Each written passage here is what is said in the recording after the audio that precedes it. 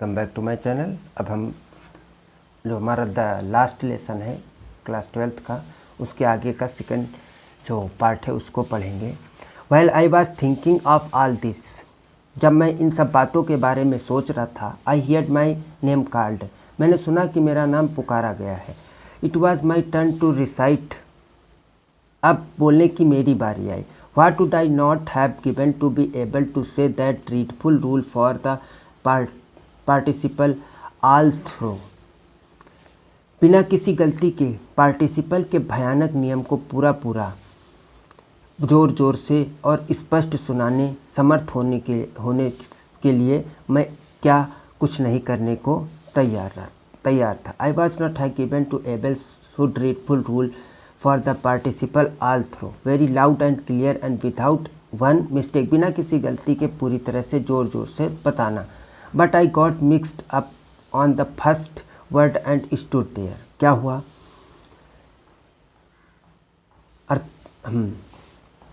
किंतु मैं पहले शब्द में ही उलझ गया और मेज पकड़कर खड़ा रहा। Holding the desk to my desk, मैं मेज पकड़कर खड़ा। माई हार्ट बीटिंग, मेरा हृदय धड़कने लगा जोर जोर से। And not daring to look up, मेरा दिल धड़क रहा था और मुझसे ऊपर की ओर देखने की हिम्मत नहीं थी। अब आगे। I heard M Hamel say to me, I won't scold you little French, you must feel bad enough. उन्होंने, ध्यान से सुनेंगे। I heard M Hamel said to me, I won't scold you little friends, you must feel bad enough. मैंने M Hamel को मुझसे कहते हुए सुना, मैं तुम्हें डांटूंगा नहीं फ्रेंच, तुम्हें अवश्य ही काफ़ी बुरा महसूस हो रहा होगा। See how it is, every day we have said to ourselves, वाह I have plenty of time. प्रतिदिन हमने स्वयं से कहा है, अरे मेरे पास काफ़ी समय है, मैं इसे कल सीख लूँगा। और अब तुम देख रहे हो, नाउ यू आर सीइंग, मतलब अब तुमको ये चीज़ दिखाई दे रही है। वेयर वी कम आउट, कि हम कहाँ आ गए हैं। That's the great trouble with Alex, she puts off learning till tomorrow. आलस्य के साथ यही बड़ी परेशानी है, हम सीखने को कल के लिए टाल देते हैं, आज का काम कल पर छोड़ देते हैं। Now those fellows out there will have the right to say to you,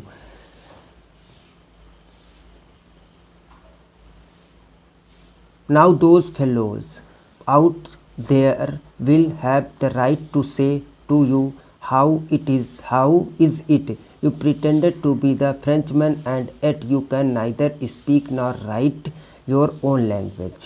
अब ध्यान से, हम अगर आलस्य पे आज का काम आलस्य की वजह से टाल देते हैं, अब बाहर के लोगों के पास आपसे कहने का अधिकार होगा, ऐसा कैसे है? तुम फ्रांसीसी होने का नाटक भी करते हो और फिर भी तुम ना तो अपनी भाषा लिख सकते हो ना ही बोल सकते हो। But you are not a worst poor little French, लेकिन तो तुम नन्हे फ्रेंच, तुम ही सबसे बुरे नहीं हो। We have all a great deal to reproach ourselves with, तुम ही सबसे बुरे नहीं हो, हम सबके पास स्वयं को दोष देने के पर्याप्त कारण हैं। Your parents were not anxious enough to have you learn, तुम्हारे माता पिता तुम्हें शिक्षा दिलवाने के प्रति पर्याप्त उत्सुक नहीं थे। They preferred to put you to work on a farm or at the mills, वे तुम्हें किसी फार्म या आरा मशीन पर काम करने पर लगाना ज़्यादा पसंद करते थे। So as to have a little more money, जिससे कि वे और अधिक धन थोड़ा पा सकें, ताकि थोड़ा अधिक धन मिल सके। I have been to blame also, और मैं भी दोषी हूँ। I not often sent you to water my flowers instead of learning your lesson, क्या मैंने तुम्हें पाठ सिखाने के बजाय अक्सर अपने फूलों में पानी देने के लिए नहीं भेजा है? And when I wanted to go fishing did I not just give you holiday, और जब मैं मछली पकड़ने जाना चाहता था तो क्या मैंने तुम्हारी छुट्टी नहीं की है? Then from one thing to another, फिर एक के बाद दूसरी बात करते हुए H Hamel went on to talk of the French language. H Hamel फ्रांसीसी भाषा के बारे में बात करते रहे, saying that it was the most beautiful language in the world, यह कहते हुए कि यह संसार की सबसे सुंदर भाषा है। The clearest, the most logical, that we must guard it among us, that never forget it, सर्वाधिक स्पष्ट, सर्वाधिक तर्क संगत, और यह कि इसे हमें अपने बीच सुरक्षित रखना है, इसे अपने बीच सुरक्षित रखना। The most logical, that we must guard to among the never forget it, अब रखना है और कभी भी इसे भूलना नहीं है, क्योंकि जब कभी, because when a people are enslaved as long as they hold fast to their language, it is if they had the key of their prison, क्योंकि जब किसी देश के लोग गुलाम होते हैं तो जब तक वे अपनी भाषा से मजबूती से बंधे रहते हैं तो यह ऐसा है कि मानो उनकी जेल की चाबी उन्हीं के पास है। Then he opened a grammar and read our lesson. फिर उन्होंने व्याकरण की एक किताब खोली और हमारा पाठ हमें पढ़कर सुनाया। I was amazed to see how well I understood it. यह देखकर चकित था कि मुझे यह कितनी अच्छी तरह से समझ आ रहा था। All he said seemed so easy. जो भी वो कह रहे थे वो बहुत ही सरल लगा। सो ईजी, बहुत ही ज़्यादा। आई थिंक टू, मैंने यह भी सोचा, that I had never listened so carefully, कि मैंने कभी इतनी ध्यान से किसी चीज़ को नहीं सुना है। And that he had never explained everything, और उन्होंने हर चीज़ को धैर्यपूर्वक कभी इतनी अधिक स्पष्ट नहीं किया था। विद सो मच पेशेंस, बहुत ही धैर्य के साथ, it seemed almost as if the poor man wanted to give us all he knew before going away and to put it all into our heads at one stroke. ऐसा लग रहा था कि बेचारा जाने से पहले वह जो कुछ जानता था उस सबको हमें दे देना चाहता था और इस सारी जानकारी को एक ही बार में हमारे दिमाग में डाल देना चाहते थे। After the grammar we had a lesson in writing. व्याकरण के बाद हमारा लेखन का पाठ हुआ। That the day H Hamel had new copies for us. H Hamel के पास हमारे लिए नई कॉपियाँ थीं।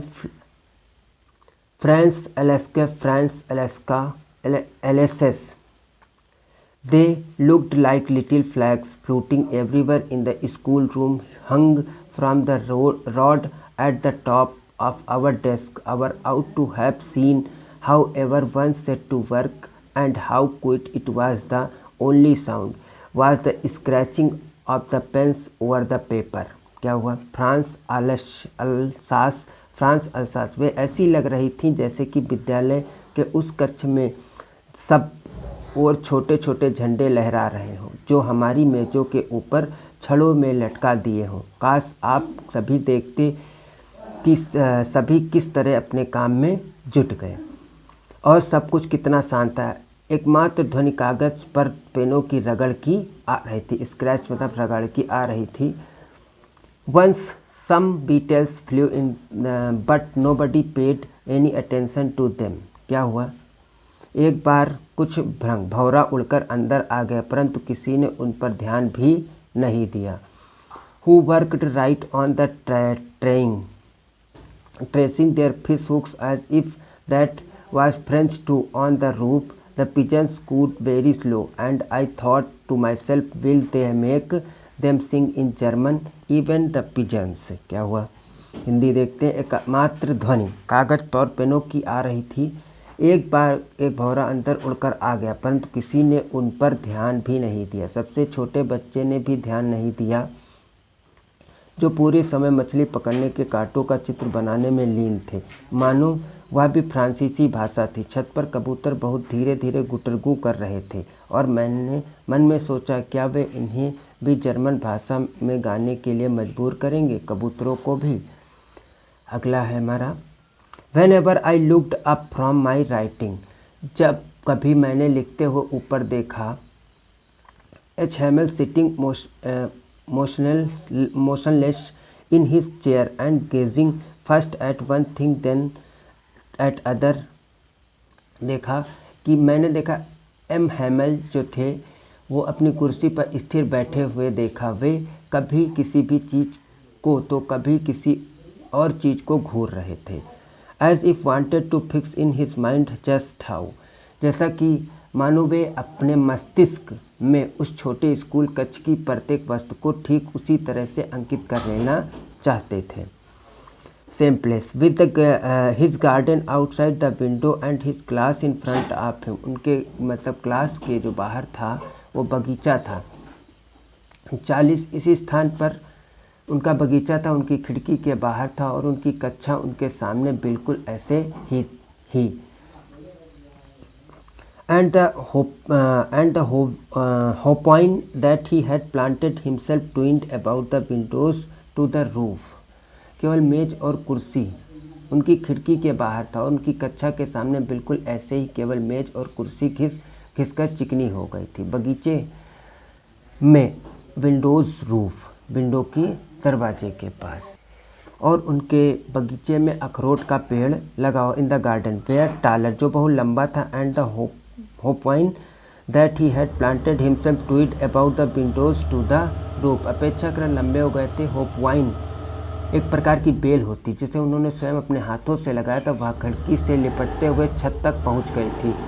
इस सब को छोड़ने से ऊपर छत पर सामान अपने संदूकों में पैकिंग था। आगे देखते हैं। How it must have broken his heart to leave it all, वह सबको छोड़ने और ऊपर छत पर सामान को अपने संदूकों में पैकिंग करते हुए। To hear his sister moving about in the room above packing their trunks for they must leave the country next day, क्या वह पैकिंग करते। अपनी बहन के चलने की आवाज़ सुनकर इस बेचारे अध्यापक का दिल किसी तरह टूट रहा होगा, क्योंकि अगले दिन ही उन्हें देश छोड़कर जाना था। अब लास्ट पैरा है। But he had the courage to hear every lesson to very last, किंतु उन्हें फ्रेंड्स मेरे दोस्तों सेड मैं आई मतलब मैं, बट समथिंग चोक्ड हिम, लेकिन किसी चीज़ ने उन्हें रोक लिया, उनका गला अवरुद्ध कर दिया। He could not go on, वो आगे नहीं बोल सके। Then he turn to the board, और ब्लैक बोर्ड की तरफ मुड़े। टुक अ पीस ऑफ चाक, एक चाक का टुकड़ा लिया, and bearing on with all his might he wrote as large as he could vive la France. वे श्यामपट्ट की ओर मुड़े, चाक का एक टुकड़ा उठाया और अपनी पूरी ताकत से उन्होंने जितने बड़े अक्षरों में लिख सकते थे उन्होंने लिखा, फ्रांस जिंदाबाद। Then he stopped and leaned his head against the wall, और उन्होंने क्या किया, फिर वे रुक गए और अपना सिर दीवार के सहारे झुका लिया। And without a word he made a gestures to us with his hand, उन्होंने क्या किया और बिना कोई शब्द बोले अपने हाथ से हमारी तरफ इशारा किया। School is dismissed, you may go, school की छुट्टी हो गई है, आप जा सकते हैं। Thanks for watching students. Drills. M. Hamel stood up very pale in his chair. I never saw him look so tall. क्या हुआ? अचानक चर्च की घड़ी ने 12 बजाए। फिर एंजेलस नामक प्रार्थना की घंटी बजी। उसी समय ड्रिल से लौटकर आते हुए प्रसिया के सैनिक की तुरहियां हमारी खिड़कियों के नीचे बजती सुनाई दी। M. Hamel अपनी कुर्सी से खड़े हुए बहुत पीले पड़े हुए थे। मैंने उन्हें कभी इतना आत्मविश्वासी नहीं देखा था। My friend said he I but something choked him, क्या हुआ मित्रों, उन्होंने